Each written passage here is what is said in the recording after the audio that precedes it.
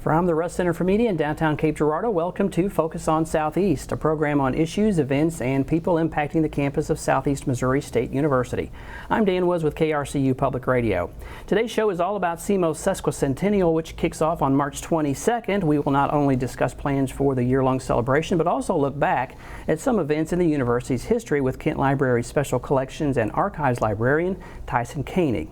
To get us started, we're joined by Katie Croninger. She is Director of New Student Programs and co-chair of the Sesquicentennial Committee. Hey, Katie. Hi. Great job on the name. Oh, yeah, Sesquicentennial. I've been practicing a lot. Well, we're glad you're here with us. Glad to be here. Yeah. So tell us a little bit about the kickoff and how a lot of stuff happening this year as part of the celebration, right? Yeah, so we're really excited to celebrate the people and the places that make SEMO so special. And we're going to kick that off with a birthday party, because if you're going to have a milestone birthday, right, you might as well do it big. Right. So on Wednesday, March 22nd from 11:30 to 1:30, we're going to be outside of Academic Hall in between Academic and Kent Library, and really just have a block party birthday party. We'll start with some remarks, we'll open a big present, cut some cake, and then we have over 100 booths of student organizations and campus departments that are ready to celebrate past accomplishments, what they're looking forward to, and then play some birthday party games as well. Birthday party, and when you said birthday cake, you had there's a big cake, so definitely come out and grab a slice of your preferred flavor. We'll have some other sweet treats because you can't have a birthday party without ice cream. And then, yeah, we have games and prizes and just an opportunity to fellowship and have a good time. Excellent. And that just gets things started. Yes. So walk us through, I know there are many events in each month with different colleges, different groups. Kind of walk us through the year. Yeah, so we really are going to celebrate for 13 months because, you know, go big. You're going to party, might as well. Yes, there are several things that first weekend. We have the Fault Line Film Festival, which is an annual event that I know we'll be celebrating. We have our President's Council event and a Show Me Day. Our premier recruitment event will have an event that weekend that I know that they're going to highlight and do some special things. As we roll into April, I know we have several events down at the River campus, including the annual Jazz Festival. Education, obviously, founded as a teacher's college. We're going to be turning 150 there as well, so they'll be celebrating on April 20th with an event at the Evolution Center. As we roll into May, we will be doing the Celebrate the Arts event. We'll be celebrating National Nurses Week, and the alma mater is 85 years old, so what better time to celebrate than at commencement? As we head into the summer, a little slower time on campus. We'll be celebrating our faculty and staff. We'll be hosting the Eclipse Expo and preparing to welcome students back in the fall. We'll do lots around opening week. We have a big event planned for College Colors Day, which is always the first Friday in September. It'll be September 1st this year. And then additional events throughout the fall. Some highlights include National Education Week, a milestone anniversary for Southeast Online, milestone anniversaries for the library. On December 1st, we're going to do an event to celebrate the site selection of where SEMO is kind of now centered around, and the anniversary of the first classes hosted in Cape Girardeau. As we get into the spring, lots more milestones, things surrounding International Women's Month. We'll have an event for women in STEM during that time, and then we'll cap everything off in April of 2024 on the 8th with the next Great American Solar Eclipse. Cape Girardeau is again in the center of totality, so if you missed out on the one back in 2017, there's another opportunity to catch an eclipse here in Cape. Yeah, when Dr. Vargas was here on the show, he said, you know, we planned this whole year and we wanted to plan an eclipse, so we put that on the schedule to have that be the end. Forethought of the founders to put the end of our anniversary year right on that eclipse was just really something special. Great. So there's a lot. Let's talk about a few of these and zoom in a little bit. One of the things that caught my interest was the Eclipse Expo. I think that's in July, maybe this summer. What's that going to be like? So when 2017 was coming around and everyone was planning for the eclipse then, there's a lot of interest in the scientific community, both from the scientific perspective of what an eclipse is and does, but also historically what it meant to civilizations and cultures. And so there's the scientific community is going to be hosting an event on our campus, because we again are at the center of totality, and bringing in those with an academic interest in an eclipse or who are interested in hosting events in their communities during the 2024 eclipse. And we're hosting that event There are some speakers, there will be workshops and kind of an expo setting, and so more information about that event will be rolling out in the next few weeks, but we're looking forward to welcoming the community to our campus for that. Well, and then this fall, how will it be? This portion that's under construction will be done, so that's going to be part of all of this, right? Yes, so details TBD, of course, but do hope to have a ribbon cutting for the new stadium during that time, and welcoming back our championship football team, and getting to welcome soccer back into that facility as well. We're really excited about that.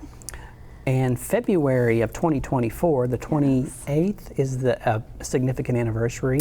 Yes, we'll be celebrating the 45th anniversary of the blizzard of '79, which anytime we post a picture of snow on social media, on the university's channels, we get alumni recollections of how significant that was for the area, and how long people were snowed in.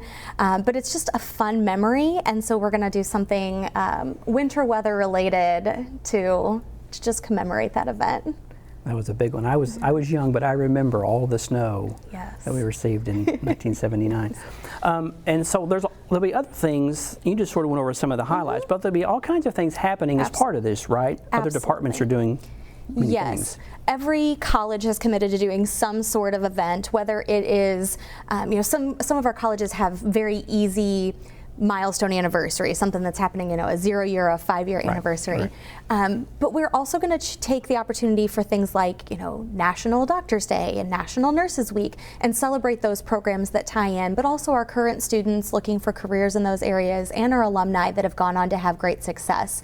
So as those anniversaries, those national weeks, national days come up throughout the year, there will definitely be lots of attention paid to those areas, both on social media, but also with events on our campus. And I think one of the things to highlight here is, it's something that's happening here at the university for faculty, student, staff, but this is for the whole region, right? Absolutely. The more the merrier. Our alumni base is so wide, and there are people really in every corner of the globe now that are SEMO alumni, so we hope everyone finds a way to celebrate, whether near or far. On that birthday party day, we're going to have a contingent up in Chicago for a conference, and they're going to do a little alumni mixer, I think, during that time. Our regional campuses will be celebrating with us that day. The birthday party event specifically is going to be live streamed on our social channels, so those who can't make it in person or have an obligation that day will be able to join in some of the fun. But there will be lots of opportunities to come back to campus throughout the year. Many of our departments are going to host open houses and facility tours surrounding homecoming, which we know is a great time to come back to campus and celebrate. And as always, we're more than happy to show anyone around who wants to see what's new on campus since they've last been back. Yeah. So give us a sense of how long has the committee been meeting, and I'm curious, what have you learned that maybe you didn't know about the university and this whole process of planning this? Yeah, it's a great question. We started meeting in the late fall of 2021, and so about a year and a half prior to the actual kickoff of the birthday of the anniversary year. And there's someone from just about every department on campus that's been a part of it. And as we've gone around and met with deans and department chairs and program directors, the enthusiasm has been contagious, which is wonderful, but we've also uncovered milestones or things to celebrate that didn't occur to us. And I think that's what's so wonderful about a university is there's so many different interests and so many different areas of expertise. And everyone being so willing to do their digging in their own archives. I got to read a really wonderful comprehensive history of our Department of Agriculture that their faculty put together that I had never seen before. Gotten to see some photos from the archives that I think we're going to see some of here in a bit that I hadn't had a chance to view before. And work with retired faculty and staff that have been a part of the collection process to build a really comprehensive university timeline. I don't know about you, but when I start looking at old photos and things like that, I can't stop. No, I can't. I had collected quite a few with the grand reopening of academic back in 2013, so I have a pretty decent, photo gallery. But some of the new ones that we've uncovered or that I've gotten to see for the first time during this planning process has been really special. I have 2 copies of the Art Mattingly book that sit on my shelf in my office at all times, and Tanya jokes that I'll roll back in my chair and snag one off the shelf just about every time we're talking about the 150th. So it's just, I don't know, SEMO runs deep in my veins, and so it's just been a really cool process for me to get to participate in. I'm in the process of reading Art's book, so it's been very interesting, and there's so much of the history of how the university started so small, and to look at where it is today, it's pretty amazing. I think the students that were in that very first class of educators would be really proud of what the university has become, and be kind of astonished in so many ways. And we couldn't have done it again without the faculty and the staff, but also our students who believed in us when we were small, and the community support from Cape Girardeau that really rallied around getting SEMO to be SEMO here. Are students excited about this, or I'm sure that's being integrated with student government and everybody else, right? Yeah, so we have some graduate students who are doing a project to integrate it into coursework. They're building out some course content that they'll be able to take kind of on the road during the fall semester. They'll collect some data and some oral history. We have student government is very involved. They have some really cool giveaways for the birthday party, and they're going to co-host some events throughout the year with us. We're fortunate that the student government president, Joel, has been with us since right after he was elected, and Layla, the student government president before that, was on the planning committee. We've gone and met with their Senate, and they're excited, enthusiastic, and the outpouring of excitement from our student groups with our booths for the birthday party event. We're about double the number of booths we expected, and the majority of that is student groups. So we've been just blown away by how excited everyone is to celebrate. Okay, before you go, so how can folks find out more? I think there's a website dedicated to the SEMO.edu/150. There is a really wonderful by the decades timeline history, so a page about every decade since we were founded with lots of fun facts. So if you're a trivia buff, definitely check that out. There's some photos, even a big hit, I think didn't surprise any of us, but the historic logos kind of all lined up where you can see how it's evolved over the years. And then at the bottom of that page, there's a calendar, and it does take you into our master calendar feature, but you can toggle to Sesquicentennial as a channel and see everything that's related throughout the year. Okay. There's about a dozen things, 2 pages worth out there right now, but more events will be added as dates and times and locations firm up over the next 13 months. It's a good thing you did SEMO.edu/150 rather than /Sesquicentennial. Yes, because we want people to actually be able to get to the web page. It's now popping up as a suggestion in like my Outlook for the spelling. It's like anticipating when I'm going to need help spelling it. Really great. Well, Katie, thanks so much for being here. Looking forward to the celebration. Thank you so much for having me. Okay, when we come back, we'll take a stroll down memory lane and reflect on some of the events in the university's history. You're watching Focus on Southeast. We'll be right back. Prescription drug pricing points to corporate. Freedom of the press is about your right to know. And Clark sheer athleticism. It's about your right to be informed. For the stock market. Today, there are real threats to press freedom. Reaching residential areas. And your right to know about the world around us. We must protect our right to know, no matter what kind of news is important to you. Great question. Before it's too late, understand the threats. ProtectPressFreedom.org.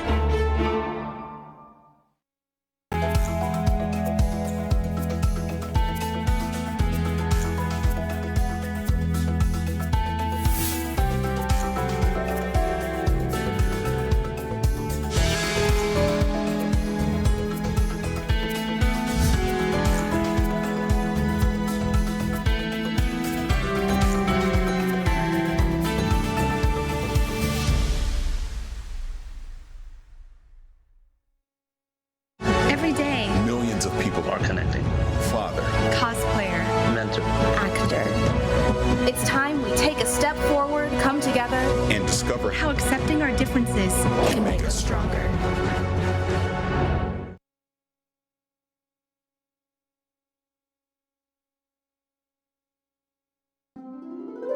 What is Southeast Missouri? Let's try this again. You are Southeast Missouri. You make Southeast Missouri what it is. And Southeast Missouri is who we are. It's in our name. It's in our past. And with you, it's our future. Welcome home. Welcome back to Focus on Southeast. SEMO is turning 150 this year, and the university is throwing a celebration that will last until the Great American Eclipse on April 8th, 2024. Katie Croninger just shared with us what's coming up as far as celebrations and events, but we're now going to look back at some of the university's special events with Tyson Koenig. He's Special Collections and Archives Librarian at Kent Library here on the Southeast campus. Tyson, good to see you. Yeah, great to be here. I think it's your second time on our show. Yes, indeed. I was here a couple of years ago. Yeah, good to have you back. Okay, so we're going to take a stroll down memory lane, as we like to say. You work in the archives. There's all kinds of things that we could talk about, so we're going to kind of focus our conversation, I guess, on some of the early days. One of the things that jumps out in my mind is the normal school building, which tragically burned. Yep. And then academic came out of that. Talk about that a little bit. Yeah, so it's great to be able to talk about university history with people, because this is what I think about all the time, and everybody's thinking about it now. Yeah. So 1873, the normal school, 3rd District Normal School, is founded, and the original campus building, which was known as the Normal School Building or Old Normal, was built just where Academic Hall is today, and it stood there for about 25-ish years, and it burned down in April of 1902, burned down in the middle of the night, so nobody's quite sure how the fire started. And the ruins were left there, and then Academic Hall was built in its place, and at that time the school was growing a lot, and there were already plans to build the buildings that are now behind Academic Hall, what's now Carnahan and the Art Building in Serena, and so then they built a new big campus building as well and built Academic Hall, which was dedicated, I believe, in 1906, and so it still stands today as, a monument to the university. Yeah, and I think Katie mentioned this, but it was reopened in 2013. I can't believe that's been 10 years ago now, but just a real symbol of the university. Oh, absolutely, yeah. Iconic architectural symbol, and J.B. Legg was the architect. He designed lots of buildings in Cape along with those behind it, so sort of, we all know the dome, right, as the symbol of the university. Yeah, I'm sure there's a lot about buildings, and I want to spend a little time on that. River Campus, 2007. Yeah, sort of the newest big addition to the universities there. And of course, the buildings are quite historic as well. St. Vincent's College, which was there for a long time and used in various capacities, and then the university was able to sort of rebirth it and add to it. So wonderful buildings on the River Campus, and a real gem for people in the region. And the Show Me Center. Oh, yeah. 87, right? Yep, 87, 86, 87, yeah. Obviously a big cooperation between the city and the university, and just an amazing venue that's there that the university uses and that has had lots of history happen in that time. What are some of the things that are in the archives related to the university's history that folks may not really realize is there? So basically, we collect anything related to the university's history as well as the history of the region, but today we'll talk about the university. So that includes basic, things like records of departments on campus and offices and things like that, records from the president's office, the provost's office, but then also anything that documents student life we're always happy to have. We have thousands of photographs of the university through the years, which again includes photos of things like presidents and members of the Board of Regents, but also photos of students doing things, photos of classes, all those sort of materials, as well as some, artifactual items, things that are. Here's some of the photos up now. Yeah, so these are sort of just a selection of photos that I sent that show university history. I think the one has some words on it. It was taken from a Sagamore, and so that's, a snowstorm on campus, and students walking through the snow, walking on the stairs. This is the sort of content that we really love best. Athletics photos like that, of course, we have tons of those. The old jerseys there, I'm not even sure what era that's from. Probably the 60s, I would guess. Okay. But we love anything that shows student life, sort of, that's a big deal for us.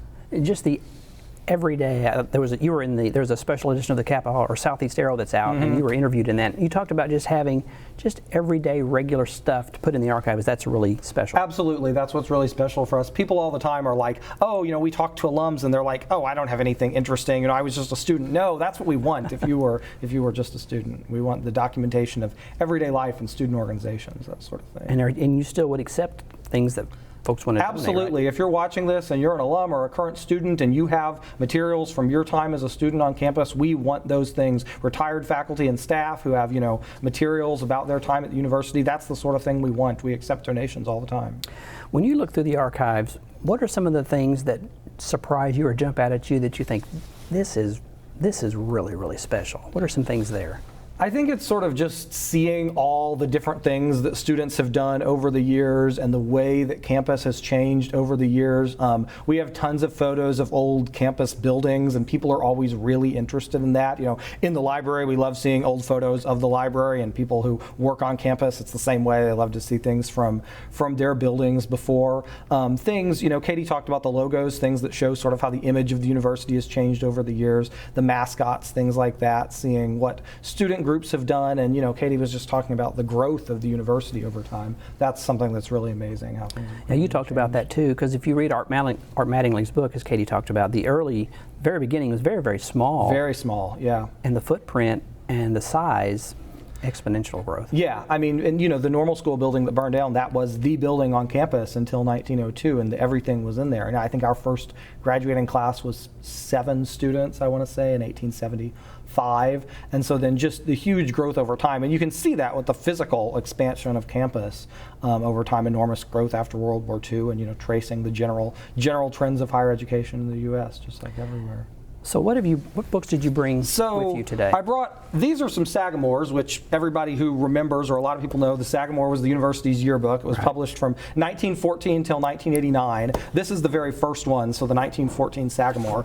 When basically anybody asks any question about university history from that time period, that's the first thing we say is, oh, go look at the Sagamore. We, of course, have a complete set of them. So, you know, they're all a little different, but they show photos. This says organizations, so campus organizations, photos of students. There's a big 16 for the class of 1916. Oh, wow. So that sort of thing. This says juniors, so photos of students, photos of organizations, photos of athletics, of course, through the year.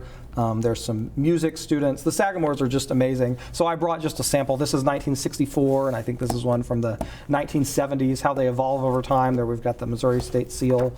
They're just really fun. Like you say, people start looking at historic photos. That's what I told Katie. Once you start looking at old photos, yeah, I look at old, even station stuff that from 20 years ago, and then I start reminiscing, and then I look for some more, and then next thing you know, I've wasted half an hour. Right, and we have so many. This is one of my favorite things that I like to show people. So one thing that we have that a lot of people maybe don't think of is the university bulletins, the course catalogs.